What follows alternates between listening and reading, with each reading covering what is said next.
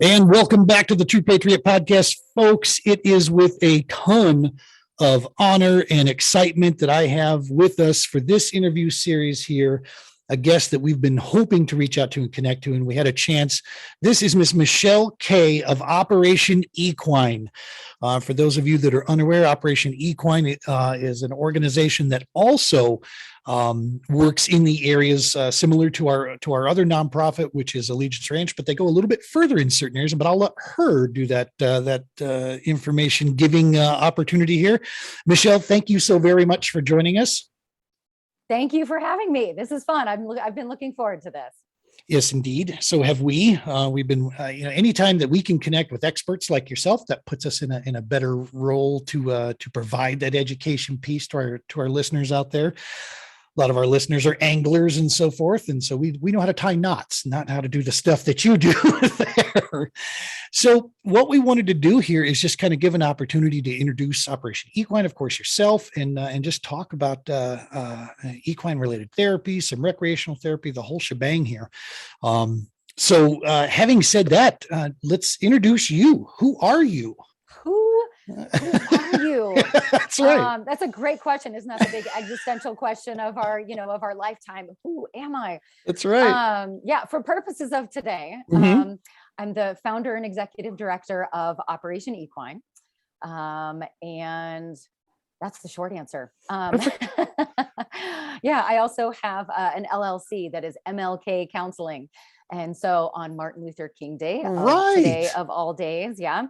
Those are very proud initials that I carry. I was going to say, you share that with the man himself. Those are some shoes to follow, and keeps me inspired, motivated, honest, and brave, to be sure.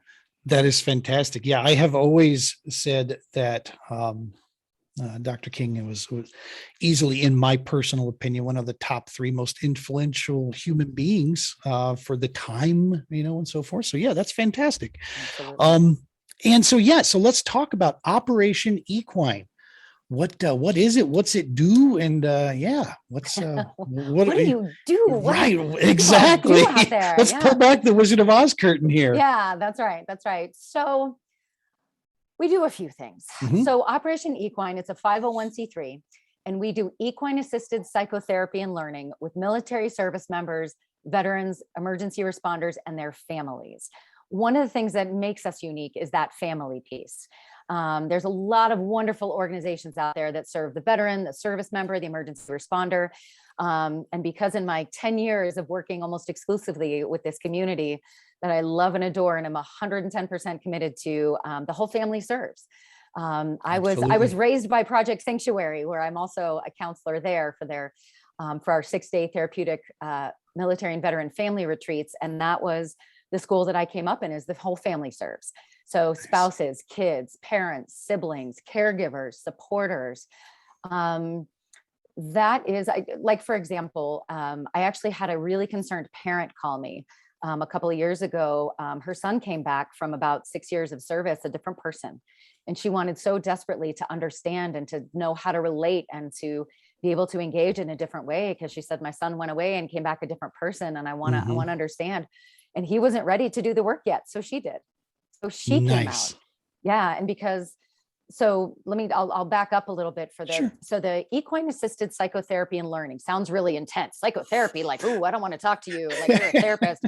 I have a lot of that, like, oh, you're a therapist. Nice to meet you. I think I got to go. I hear my wife calling. I got to, yeah. Oh, I'm tired. I got to go. Not all therapists are created equally. I mean, for those of us who are earning our stripes in this community, equine assisted psychotherapy and learning is through the EGALA model, EAGALA.org, EGALA. And so with the EGALA model, It's the holy trifecta. It's a mental health therapist, which is me, an equine specialist, which is Marie Hancock of Colorado Equine Specialist, and the horse. Even though I am a horse person, I've been working with horses since I was 6, and we'll get into that a little bit. Like I was doing equine therapy before it was a thing, but the EGALA model uses 2 human professionals and the horse as our trinity of healing.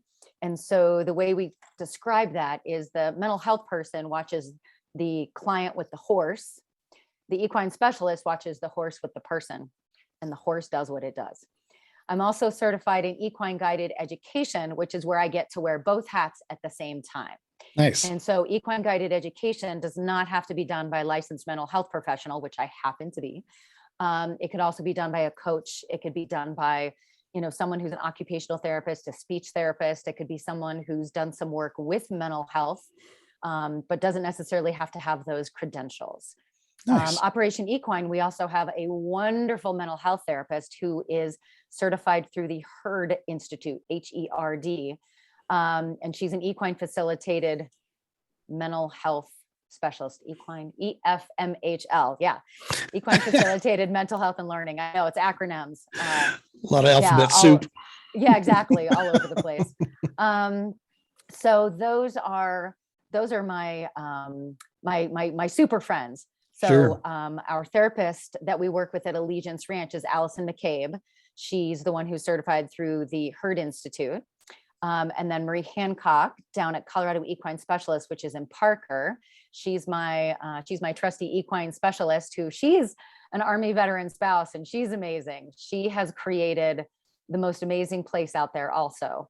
Nice. And she works with all different kinds of therapists. So Allegiance Ranch is specifically military service members, veterans, and emergency responders. And at Colorado Equine Specialists, I am her dedicated military veteran and emergency responder person. She's my dedicated person for that. And then she also works with other kinds of mental health therapists for other programs as well. Yeah, she's Nice. phenomenal. Yeah, really Nice. blessed to be working with her since 2020. Wow. So, yeah. Good stuff. Yeah, so you talked about a little bit about your childhood growing. So you're the founder, right? You're a licensed mental health practitioner. Mm-hmm. What brought you to this? I mean, off air, you and I spoke about something. We share a very unique situation in that we're involved, me on a much lower level, but we're involved in this community of helping in areas. Neither one of us are veterans. You're not a veteran. You are what I forever shall name you as another true patriot that's out there. That, what brought you to this? As far as how did you create this? Where did you see that? You know what? That's it. I'm going in here. This is because let's face it, it's not an easy path. We're in deep, sometimes very dark waters that a lot of people don't understand. So, what brought you here? Yeah. So I worked with at-risk youth for about 30 years. My joke is I was working with at-risk youth since I was one. Yeah. And horses, to be honest, they saved me at a very young age. I was fortunate enough to go away every summer, and the horses, that's all I wanted to do is just be outside, camp, canoe, kayak, and be with the horses. And I would ditch some of the other activities at summer camp to go hang out at the barn. They'd have to write me a note to get out of gymnastics. So can I go pick hooves? Can I go muck stalls? Can I just groom horses and shine saddles? So they would always say, of course, free labor. Sure. You're not going to tell some 8-year-old kid, so we always, had to ask forgiveness instead of permission, which, I still do to this day, much to the chagrin of many, many people. But then when I started getting older, I started being a wrangler at a summer camp. It's called the Ranch Camp out here in Elbert, Colorado. And that's where I really learned not just the work ethic, but there's a warrior ethos, obviously, that runs through, service members and veterans and emergency responders. There's also the warrior ethos can show up. The warrior spirit can show up in many ways. And as wranglers, man, like we worked harder and played harder than anybody else. Like our joke was, we do more work before breakfast than y'all do all day long. Right. So at 15, we learned how to swagger. We did roundup, we were getting thrown off and bucked off and kicked and fixing fences and giving shots. I mean, this was before the land of liability, when we could still actually learn stuff and not get in trouble for it. Right. I had the most amazing mentors. To this day, I still am so, so grateful to them for that work ethic. And also one of the things I learned is because I was just immersed in that world, is when kids were scared, or when even the staff was scared of the horses, or they didn't want to go on the trail ride, or they were just nervous, I would stay back from the trail ride and I would just teach them what I knew about how to relate with the horses. I was 16, what did I know? Nice. But I knew enough about the horses to just teach them and to breathe and to be with them and to learn how to earn their respect and to learn how to respect them. I mean, that's 1,200 pounds of sentient being that they've got natural BS detectors. Like, you're not gonna be able to get away with much, They're like, right. yeah, like I'm not hanging with you today. I'm not feeling it. Right. And so then fast forward, after 30 years of I worked with kids with learning differences. I worked with homeless youth. I worked with non-traditional youth, kids who were running their own households because their parents were incarcerated, teen parents, kids who wanted out of the gang system.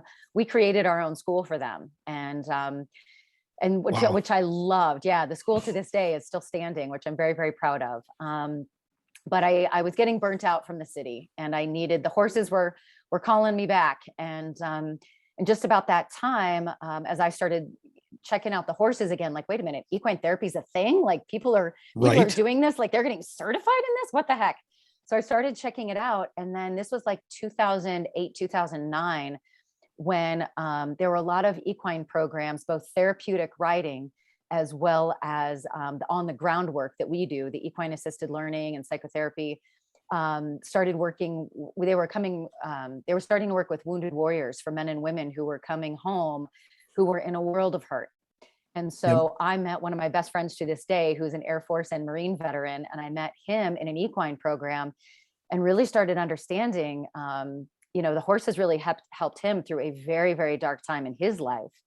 And so as I started learning more, both with the horses, as well as starting to volunteer with Project Sanctuary, and really starting to understand about what service was like, I started falling in love with this community. Mm-hmm. And I was called to serve them. I never had the opportunity to serve. And I didn't come from a big military family. My dad was a veteran, but he served in non-war time.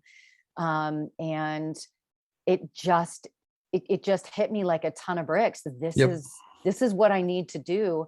And then I started working for Project Sanctuary. And then I started becoming an MFLAC, military family and life counselor.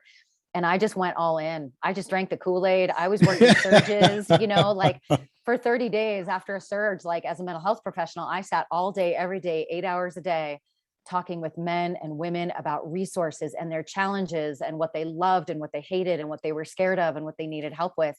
And I talked with, men and women from every walk of life, every background, every rank, every situation.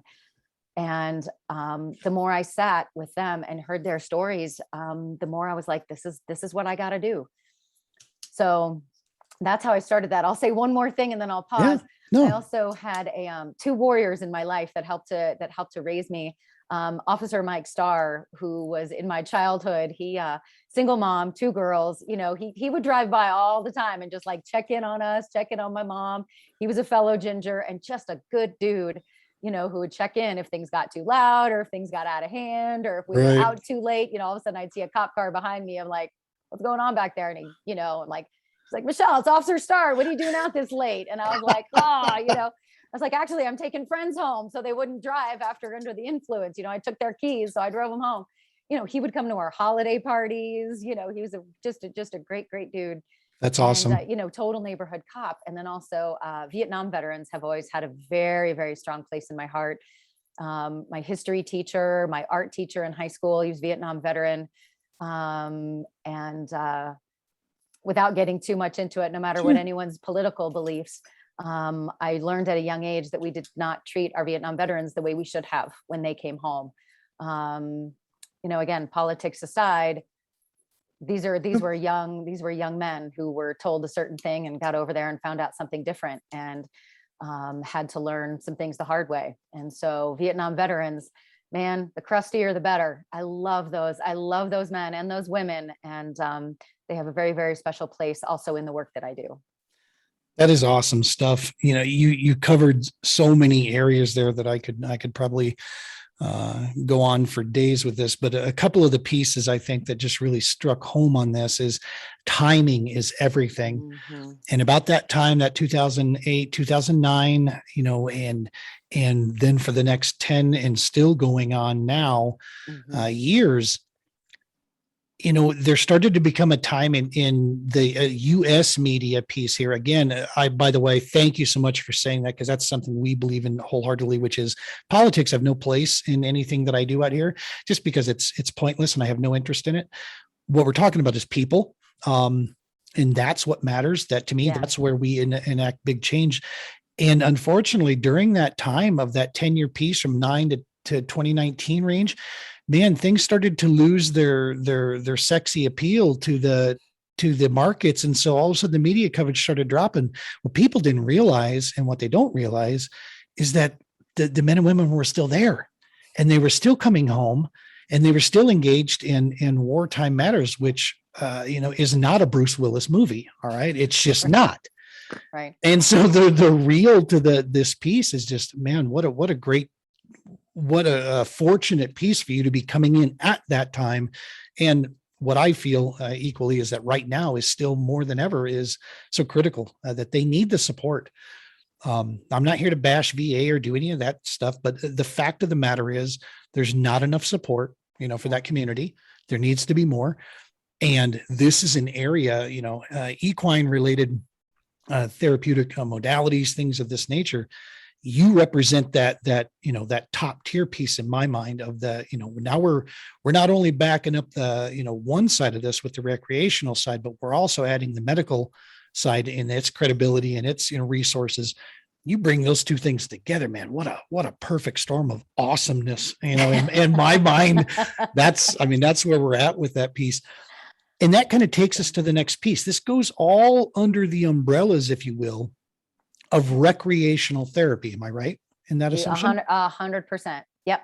Talk about recreational therapy as itself.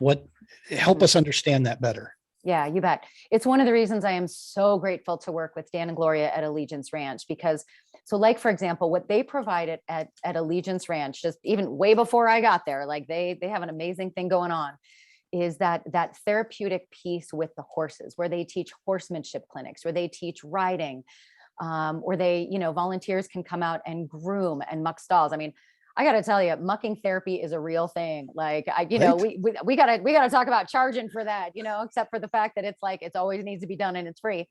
It's dirty and then it's clean. And like that's all there is to it, Yep. So, being outside, that recreational therapy, where you're outside and you're outdoors. I mean, yes, there's also recreational therapy, there's art therapy, and there's some other things. Art therapy, side note, super powerful. Nice. Remind me, I'm going to bookmark that, because it's one of the organizations we work with that they have the art therapy that they do in the program. This is our bookmark at the Marcus Institute for Brain Health. We are their equine program. They're connected up with CU Anschutz, and we are so honored to be working with them. Their art therapist, Gayla Elliott, she's a miracle worker. She has shown me the art at the, or she's, they showcase the art at the end of their 3-week intensive outpatient program. Blows me away every time, gives me chills. So art therapy, yes, that is also recreational therapy. I think what more we're talking about right here is that outdoor, is being outside, is the sun on your face and the wind in your hair, and it's getting, grounding. I mean, all the scientific evidence about, just getting your feet on the ground. We don't do a lot of barefoot work out there at the ranch, because, that can get pretty grody, but, just having your feet on the earth, even with shoes on, and being able to get that fresh air. I mean, even when people just get out of their cars and start walking towards the horses or walking towards the animals, and their jaw starts relaxing and their breathing slows, their shoulders drop a half an inch, and they're like, okay, I can just be here for a little while. Right. And because the goals, the way we approach the goals are differently. Like, of course, if it's an official mental health session, we actually have therapeutic goals.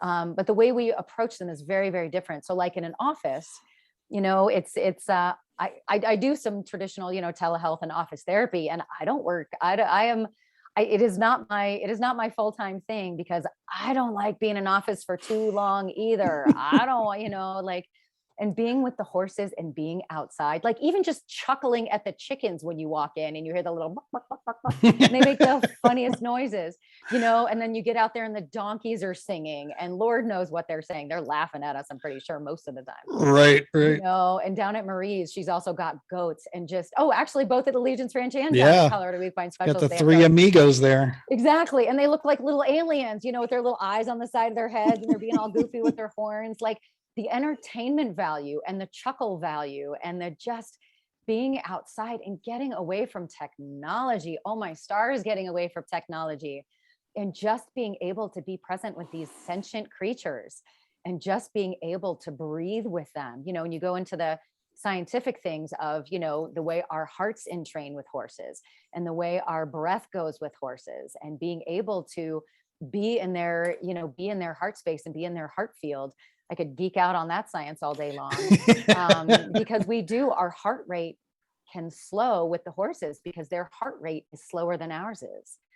Right. So we find ourselves slowing down, because just the modern world is so hectic, and we're multitasking, and things are dinging at us, and, and things are ding, they always need our attention, And so being able to just turn that dang thing off, stop the notifications, and be present. Yep. And so being able to, that's the other thing about the equine therapy that I absolutely love, is that we may have a structured session all ready to go, our therapeutic goals lined up, because that's important to do. And the horses might be like, no, that's not what we're doing today. I'm taking you in this direction. Like, you may think you're talking about, anger management or stress relief, and you might have these 3 activities planned, but nah, we're going to go ahead and stick with what we're doing. And we're going to get really deep into whatever topic we are on right now. That's awesome. And so a good practitioner is paying attention to that and is going to ditch their agenda out the window and be present with what is. Same thing with that recreational therapy thing, right? Like, you've got your goals for the day. We're going to do this until 10. We're going to do this until noon. And that's the beautiful thing about recreational therapy, is being able to just huck that at the, in the window, because if someone's taken a long time to learn how to, tie the fly on, or someone's taken a really long time to get a halter on, or they want to spend that whole 30 minutes grooming, heck yeah, that's what we're going to do. That's awesome. And so it's being able to, meet our participants where they are at and with what they need that day, and throw our agendas out the window and be with what is. That is so powerful to, that impact piece there. I've said this many times in the past. What initially got my attention for the credibility piece of recreational therapy was the science behind it, right? I'm a big one for sourcing information.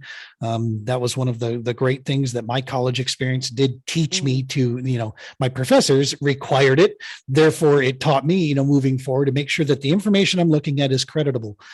So I did a tremendous amount of research on the recreational, then the outdoor piece. And so the science was there, but as I've said before, the witnessing of it is just the life-changing event.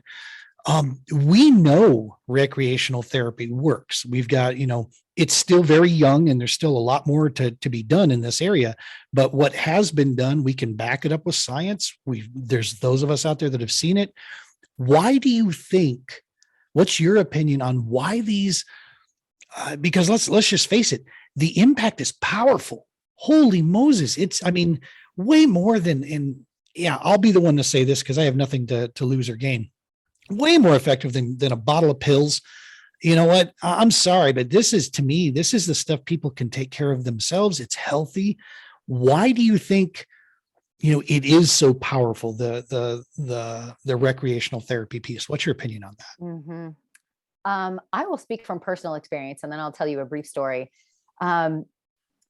Just even a couple of days ago, I live in Louisville, Colorado. And so the fires, right? The fires of the last 2 weeks. 6 doors down from me, a neighborhood and a half is gone.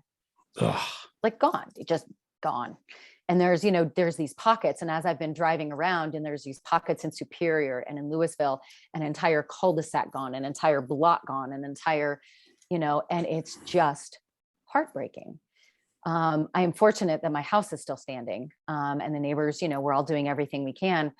And I even felt my nervous system starting to get out of whack. The smell, the chemical smell, checkpoints in neighborhoods with police officers, very kind police officers, and the lights, the smells, coming into the neighborhood with cars squished up, with things melted, with, it's devastating. And it's probably the closest thing to a war zone I've ever, obviously ever been in.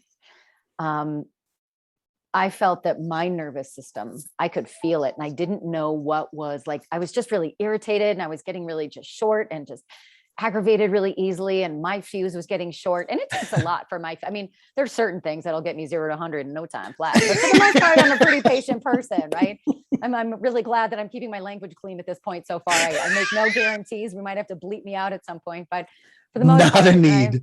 Yeah, for the most part, I'm a pretty patient person, and my fuse is pretty long. But I felt my fuse being short.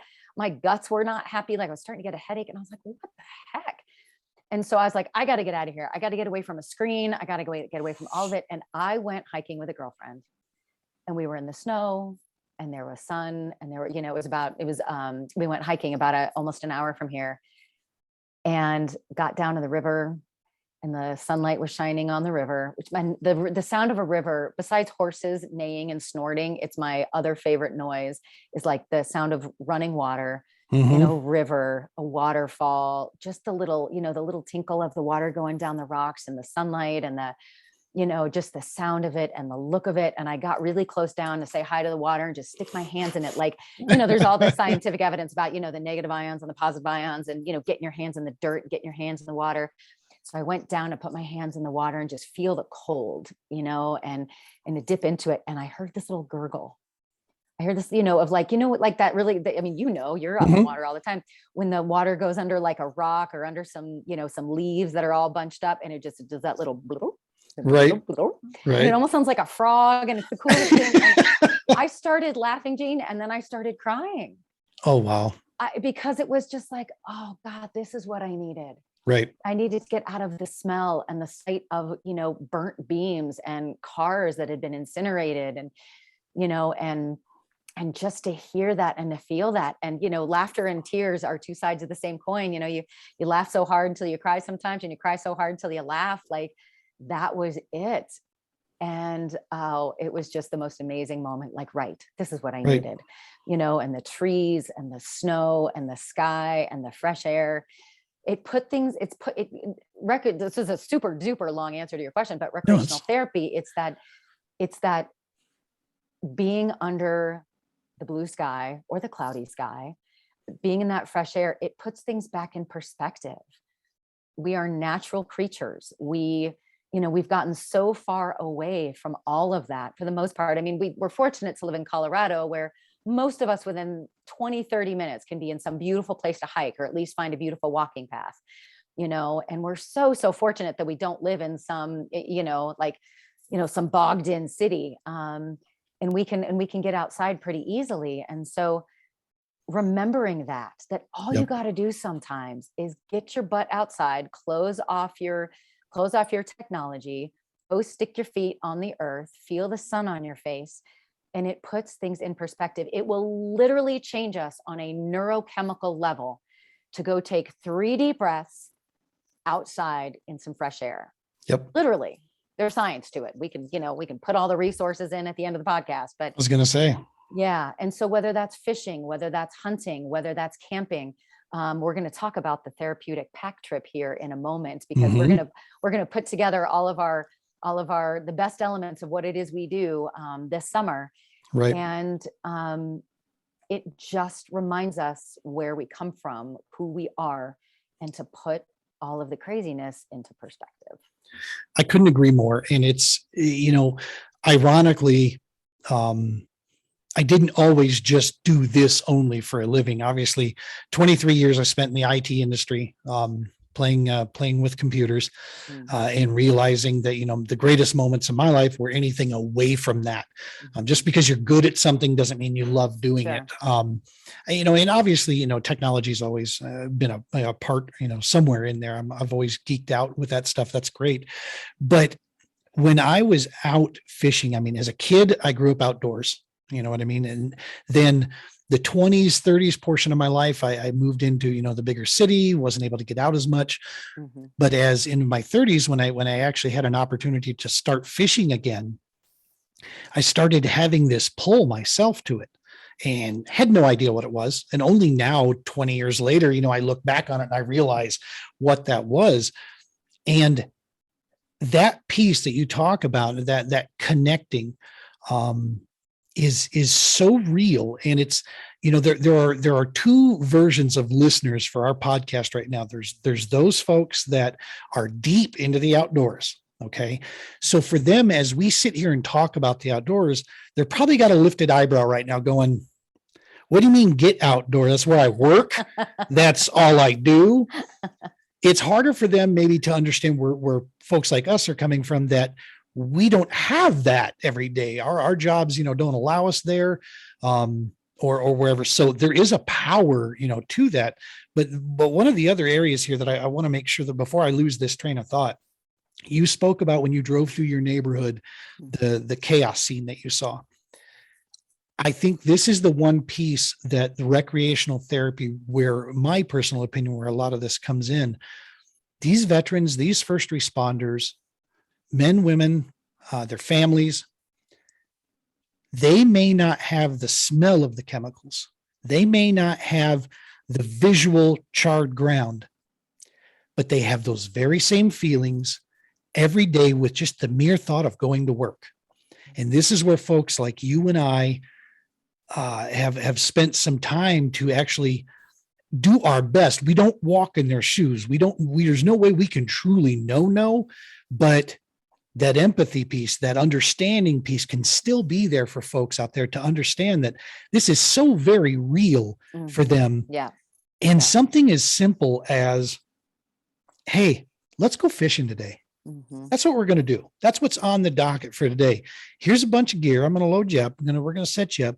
We're going to go jump on my boat. We're going to go flying. Or how about we just go to the ranch today? Let's stop by there. Let's go take a look and see what Gizmo and Georgie are up to. The two donkeys out there singing. Let's go see what they're doing today, and just see what the other volunteers are doing. No expectation piece. That's maybe, speaking directly to the first responders, to the vets that were involved with your situation over there. They got within about 8 miles of our neighborhood. So we were very, very fortunate. But on my previous podcast, episode 1, we put out our phone number, that if they need anything, call us, because we're going to connect them to people like you. We're going to be that conduit of information to try to get them the resources, or I'm just going to invite them to come, join me at the ranch. Let's go hang out. Let's go meet Dan and Gloria out there. Things of this nature. If any of those folks are watching this one, absolutely. Again, I'm going to throw the number up here in production. We'll get that up. Reach out to Operation Equine. Call them, get a hold of Michelle, get a hold of, any of us. Yeah. Because that network piece, you know what I mean? One, two, three, 4. 1, 2, 3, 4. 1, 2, 3.